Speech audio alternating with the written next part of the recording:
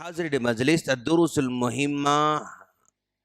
لعامت الامہ کا سلسلہ جاری ہے، اور ہم لوگ نماز کے ارکان کے ساتھ ساتھ واجبات کے ساتھ ساتھ ہم لوگ کل تشہد کو پہنچے تھے، اور تشہد کا معنی اور مطلب ہم نے کل سمجھنے کی کوشش کی تھی۔ آج ہم تشہد کے بعد جو ہم درود ابراہیم پڑھتے ہیں، تشہد کے بعد درود ابراہیم پڑھتے ہیں، اس کو سمجھنے کی کوشش کریں گے انشاءاللہ۔ درود ابراہیم ایک ایسی درود ہے جس کو ہر آدمی یاد کرتا ہے، بچپن میں بھی پڑھتا ہے، جوانی میں پڑھتا ہے، اور ہمیشہ پڑھتا رہتا ہے۔ اس میں سب سے پہلی غلطی لوگ بہت ساری چیزیں ایڈ کرتے رہتے ہیں، وہ ایڈ کرنا یہ پہلی غلطی ہے لوگوں کی۔ جیسے کوئی یہ کہہ رہا ہے اللہم صلی علی محمد وعلی آل محمد کہنے کے بجائے اللہم صلی علی سیدنا شفیعنا حبیبنا مولانا، تو بھئی اللہم صلی علی محمد یہ سیدھا درود ہے، لیکن اللہم صلی علی محمد کہنے کے بجائے اللہم صلی علی سیدنا ایڈ کر دیا، شفیعنا ایڈ کر دیا، حبیبنا ایڈ کر دیا، مولانا ایڈ کر دیا۔ تو اس طرح یعنی الفاظ ایڈ کرنا گویا اصلی درود کے اندر مکس کرنا ہے، اور یہ درود چاہے نماز کے اندر پڑھ رہے ہوں یا نماز کے باہر پڑھ رہے ہوں، جیسے اللہ کے رسول صلی اللہ علیہ وسلم سے ثابت ہے، درود ابراہیم بالکل ویسے ہی پڑھنا سنت ہے۔ پہلی بات۔ دوسری بات، درود ابراہیم کے اندر دیکھو آپ، حضرت ابراہیم علیہ السلام کا ہم لوگوں سے تعلق اور کنیکشن کا پتہ چلتا ہے، کتنا بڑا ابراہیم علیہ السلام سے ہمارا تعلق ہے کہ ہم جب کبھی درود پڑھتے ہیں تو ایک مرتبہ مان لیجئے 2 رکعت کی نماز ہم پڑھ رہے ہیں، جیسے آج ہم نے فجر کی نماز پڑھی، 2 رکعت، پہلی رکعت ہو گئی، دوسری رکعت ہو گئی، اس کے بعد ہم لوگ تشہد میں بیٹھ گئے، تشہد ہم یہاں پڑھ رہے ہیں، تشہد کے بعد پھر اللہم صلی علی محمد وعلی آل محمد کما صلیت علی ابراہیم ایک مرتبہ نام آیا، وعلی آل ابراہیم 2 مرتبہ نام آیا، انکا حمید مجید، اللہم بارک علی محمد وعلی آل محمد کما بارکت علی ابراہیم 3 بار آ گیا، وعلی آل ابراہیم 4 بار آ گیا۔ تو گویا ایک مرتبہ اگر ہم درود پڑھتے ہیں تو 4 مرتبہ ہم لوگ حضرت ابراہیم علیہ السلام کا تذکرہ کر رہے ہیں۔ اتنا ہمارا گہرا تعلق ہے حضرت ابراہیم علیہ السلام سے کہ بھائی 4 مرتبہ نام آ گیا صرف 2 رکعت والی نماز کے اندر۔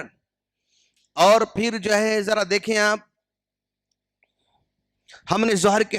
کی نماز پڑھیں گے انشاءاللہ، ظہر کی نماز کے اندر ہماری وہ نماز 4 رکعت والی ہوتی، تو 4 رکعت میں کیا ہوتے ہیں، ایک مرتبہ تشہد آتا، پھر جو ہے درود آتا، پھر اور ایک مرتبہ تشہد آتا، پھر درود آتا، تو مطلب 4 8 مرتبہ ہو گیا،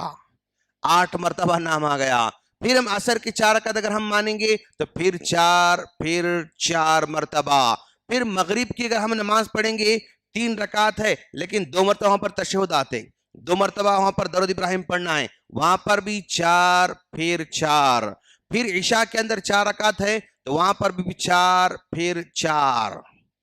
کتنی مرتبہ ہوا، یعنی 8 8 8 8 اور یہ 4 اور یہ 4، 8 8 2 16 8 3 24 8 4 32 32 اور 4 36 36 مرتبہ، یعنی ہم لوگ حضرت ابراہیم علیہ السلام کو تذکرہ کر رہے ہیں اپنے نماز کے اندر، درود ابراہیم کے اندر 36 مرتبہ۔ اور اگر کوئی آدمی یعنی سنت نماز، سنت مؤکدہ جس کو پڑھنا ہی پڑھنا ہے، اگر 12 رکعت پڑھتا ہے کم سے کم دن کے اندر، اللہ کے رسول نے کم سے کم اگر کوئی آدمی روزانہ 12 رکعت سنت مؤکدہ کا اہتمام کرتا ہے تو اس کے لیے جنت واجب ہو جاتی ہے۔ اگر 12 رکعت پڑھتا ہے، 12 رکعت کا مطلب یعنی 6 مرتبہ جو ہے وہ الگ الگ ایسے مطلب کیا کہتے ہیں اس کو درود ابراہیم پڑھتا ہے، درود 6 مرتبہ پڑھتا ہے، 6 4 24، 6 4 24، اب دیکھیں گے آپ 4 1 6 10 اور 60 مرتبہ ایک دن میں ہم لوگ حضرت ابراہیم علیہ السلام کا نام درود ابراہیم کے ذریعے 60 مرتبہ لیتے ہیں۔ اگر کوئی اور سنت مطلب ظہر کی 4 پڑھتا ہے پھر بڑھ گئے، پھر عصر سے پہلے 4 کا سنت جو ہے یعنی نفل پڑھتا ہے پھر بڑھ گئے، مغرب سے پہلے اگر 2 رکعت پڑھ لیتا ہے پھر اور بڑھ گئے، پھر عشاء میں پہلے 4 پڑھ لیتا ہے پھر بڑھ گئے، یعنی جتنے نفل پڑھتا جائے گا اور اس کے درود یہاں پر بڑھتے جائیں گے، لیکن کم سے کم فرض نماز میں 17 رکعت نماز میں وہ 36 مرتبہ پڑھتا ہے اور سنتوں میں وہ 24 مرتبہ حضرت ابراہیم علیہ السلام کا نام لیتا ہے۔ اس قدر ہمارا تعلق ہے حضرت ابراہیم علیہ السلام سے، اور اتنا ہی تعلق نہیں بلکہ اللہ کے رسول صلی اللہ علیہ وسلم نے فرمایا لقیت ابراہیم لیلۃ اسری بی، جب معراج کا موقع تھا اس موقع پر میں حضرت ابراہیم علیہ السلام سے ملاقات کیا۔ جب معراج میں میری ملاقات حضرت ابراہیم علیہ السلام سے ہوئی تو انہوں نے مجھ سے کہا یا محمد، اے محمد اقرئ منی امتک السلام، جب آپ دنیا میں جائیں گے نا تو آپ اپنی امت کو میرا سلام سنانا۔ ابراہیم علیہ السلام ہم لوگوں کو اپنا سلام سنا رہے ہیں، مطلب ہم اس قدر خوش نصیب امت محمدیہ ہیں کہ ہم کو سلام سنانے والے ابراہیم علیہ السلام ہیں۔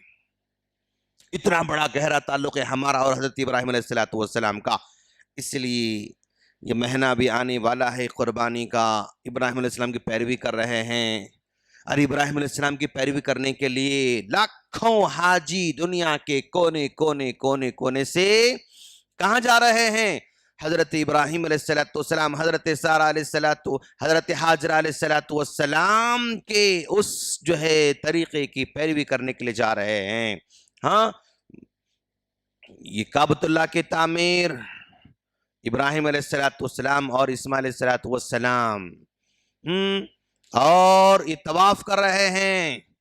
ابراہیم علیہ السلام کی پیروی، یہاں صفا اور مروہ کے درمیان سعی کر رہے ہیں، ابراہیم علیہ السلام کی پیروی، مقام ابراہیم کے پاس کھڑے ہو کر 2 رکعت نماز پڑھ رہے ہیں، ابراہیم علیہ السلام کی پیروی، مزدلفہ، منی، فلاں فلاں، عرفات، فلاں فلاں، سب چیز ابراہیم علیہ السلام کی پیروی یہاں پر مکمل طور پر ہو رہی ہے۔ ہم نماز میں پڑھ رہے ہیں اللہم صلی علی محمد، اے اللہ تو رحمت نازل فرما پیارے نبی صلی اللہ علیہ وسلم پر، صلی علی ان اللہ و ملائکتہ یصلون علی النبی، صلاۃ کا ورڈ، صلاۃ کا معنی یہ اگر اللہ تبارک و تعالی کے لیے استعمال ہوتا ہے، ان اللہ و ملائکتہ یصلون علی النبی، اللہ درود بھیجتا ہے، فرشتے درود بھیجتے ہیں، تو وہاں پر درود بھیجنے کا معنی کون سا، اس کا ٹرانسلیشن کیا ہوگا؟ صلاۃ کا معنی وہاں پر اللہ کے لیے اگر استعمال ہو رہا ہے تو اللہ رحمت نازل فرماتا ہے، برکت نازل فرماتا ہے، اللہ رحمت نازل کرتا ہے۔ ان اللہ، بے شک اللہ، ان اللہ و ملائکتہ، فرشتے اللہ درود بھیجتے ہیں، مطلب اللہ درود نبی پر درود نہیں بھیجتا، رحمت نازل کرتا ہے، برکت نازل کرتا ہے، یہ اس کا معنی ہوگا۔ اگر وہی صلاۃ کا ورڈ اگر پھر فرشتوں کے لیے اگر استعمال ہوتا ہے تو وہ مغفرت کی دعا کے معنی میں استعمال ہوتا ہے، رحمت کی دعا کے معنی میں استعمال ہوتا ہے۔ فرشتے اللہ سے دعا کرتے ہیں کہ اللہ محمد پر تو برکت نازل فرما، رحمت نازل فرما، ان کی بخش عطا فرما، اس طرح کا معنی اس کا ہوگا، سمجھا؟ اگر یہ فرشتوں کے لیے فرشتہ، اور اگر نبی کے لیے استعمال ہوتا ہے تو وہاں پر معنی کیا ہوگا؟ اللہ کے رسول صلی اللہ علیہ وسلم درود بھیج رہے ہیں تو معنی یہ ہوگا کہ وہ بخشش کی دعا کر رہے ہیں، رحمت نازل کرنے کی دعا کر رہے ہیں، اللہ ان پر رحمت نازل فرما، برکت نازل فرما، مغفرت فرما، یہ اللہ کے رسول صلی اللہ علیہ وسلم کی جانب سے یہ معنی سمجھا جائے گا۔ تو ہم اللہم صلی علی محمد، اے اللہ تو محمد پر رحمت نازل فرما، برکت نازل فرما، اور ان کے درجات کو بلند فرما، علی محمد وعلی آل محمد، اور ان کی آل پر، خاندان پر تو برکت نازل فرما۔ خاندان کا مطلب ایک تو یہ ہے کہ ان کے خاندان میں جو ایمان والے ہیں، جو آپ کے پیروکار ہیں، ان پر تو رحمت نازل فرما، اور قیامت تک آنے والے ان پر جو ایمان لانے والے ہیں، ان پر ایمان لانے والوں پر بھی تو رحمت نازل فرما۔ دو معنی اس میں ہے۔ اللہم صلی علی محمد، اللہ تو ان پر رحمت نازل فرما، وَآوَلَ آلِ محمد، ان کے آل پر، آل میں جو ان کے خاندان والے ہیں، ایمان والے ہیں۔ ابو لہب خاندان کا ہے لیکن نہیں، ابو جہل خاندان کا تو نہیں، لیکن ابو لہب تو خاندان کا ہے، اس پر نہیں، جو آپ پر ایمان لانے والے خاندان کے لوگ ہیں ان پر نازل فرما، اور ساتھ ساتھ میں جو آپ کی پیروی کرنے والے ہیں، قیامت تک آنے والے لوگ، ایمان والے لوگ، ساری دنیا کے اندر جہاں بھی اللہ کے رسول صلی اللہ علیہ وسلم پر ایمان لانے والے جو بھی لوگ ہیں، ان لوگوں پر بھی رحمت نازل فرما، یہ اس میں معنی پایا جاتا ہے۔ اللہم صلی علی محمد وعلی آل محمد کما صلیت علی ابراہیم، جیسا کہ تو نے ابراہیم علیہ السلام پر رحمت برکت نازل فرماتا رہا، وعلی آل ابراہیم، ابراہیم علیہ السلام کے خاندان پر، خاندان میں کون ایمان لے کر آئے؟ بس بیویاں بچے ایمان لے کر آئے،